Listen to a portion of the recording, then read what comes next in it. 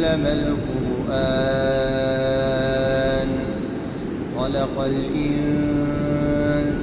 عَلَّمَهُ الْبَيَانَ الشَّمْسُ وَالْقَمَرُ بِحُسْبَانٍ وَالنَّجْمُ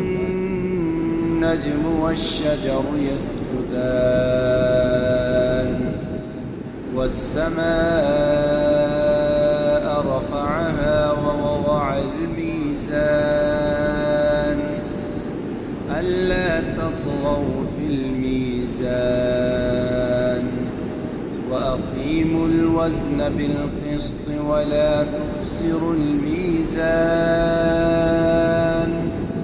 وَالْأَرْضَ وَضَعَهَا لِلْأَنَامِ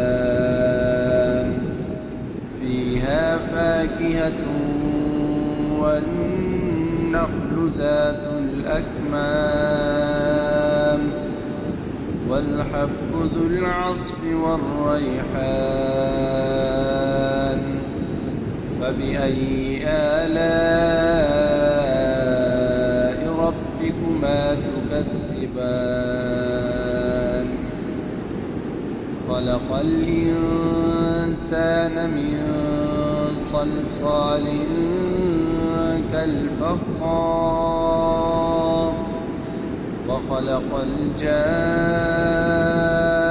مِنْ مَارِجٍ مِنْ نَارٍ